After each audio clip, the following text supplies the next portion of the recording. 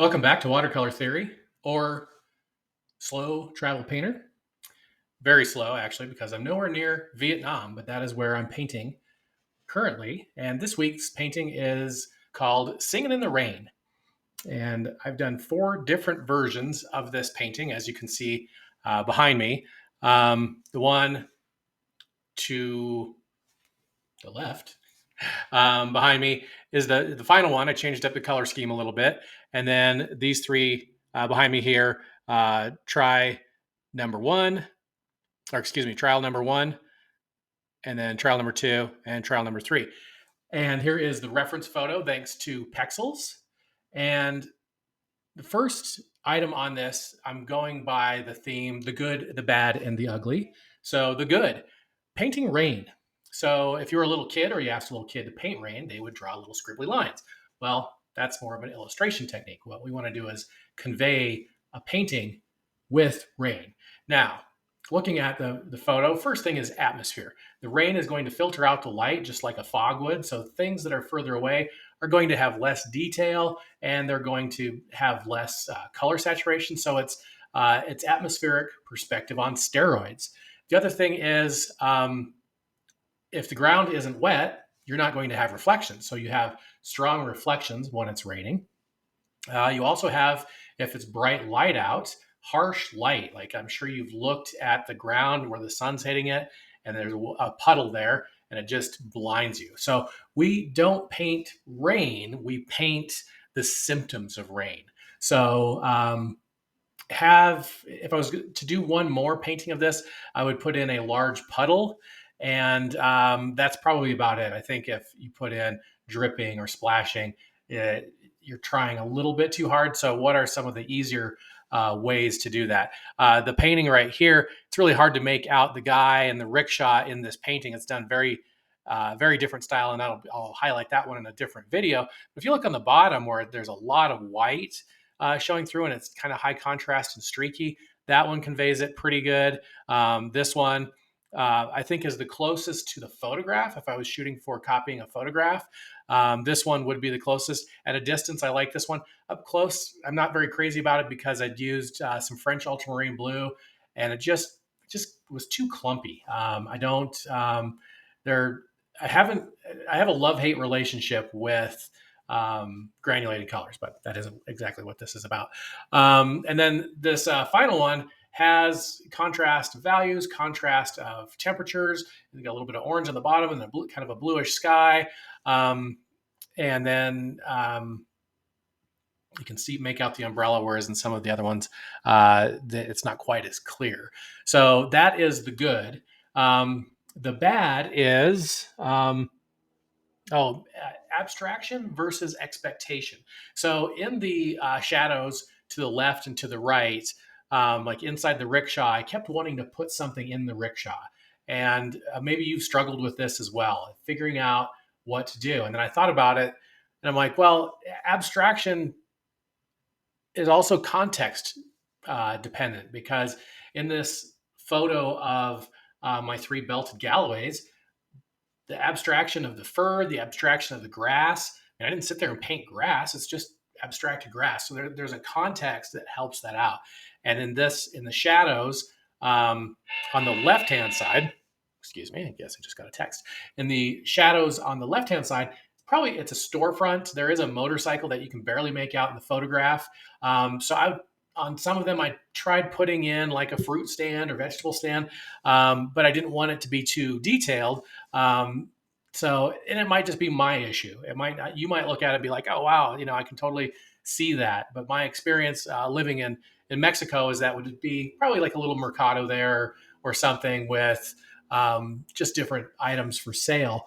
And then lastly, the ugly part. If it looks ugly, keep pushing. A lot of paintings have an ugly stage. And if it's ugly, well, maybe, what do you have to lose is, I guess, what I'm trying to say there. And then if it looks good, walk away, leave it alone, put it away somewhere, lay it down under a book so that it, gets flattened out, and maybe forget about it for a few days. If you have somebody like a mentor or an accountability partner, wait a couple days to show it to them, see if they understand it, see if they get it, maybe go through the checklist. But if it's ugly, it might just be that it needs more work, or it might be that it's already overworked. So if you add more to it, it's probably not going to hurt it anymore. But if it looks good, that's the key. That's the sweet spot, learning when to walk away. And I didn't mention this in the description, but I read it in a book once that we judge ourselves by our intentions and we judge others by their actions. And so if we turn that around and say, we intended to do this, well, the painting needs to tell that story itself. But if people are looking at it and liking it, and granted, we're not looking for likes, this isn't social media or whatever, but if people get it, they understand it, and they don't know that you have a problem with the abstraction and the shadows, or that you have a problem, in the rickshaw, you feel like that your viewer doesn't know that. So if somebody says, I like it, shut your mouth, shut your dirty mouth and say thank you, because they get it. And it's not that what you intended is unimportant, but is your painting making a connection with somebody else? That's what's important. And it's, again, not about likes. It's not some superficial BS. There's an element where people need to get it, though. I mean, unless you're just going to hang it in your own house and you never show it to anybody, and somebody you might, you drop dead and then they go through your house and they're like, wow, look at all these beautiful paintings that you never showed because they weren't perfect. Perfect is the enemy of good, and learn to read other people. A lot of people don't even start painting because of all the rules and all the things that need to be perfect. You've got to have this, and you've got to stretch your paper, and you've got to have Arch 140 pound max, but you should always use 300 pound.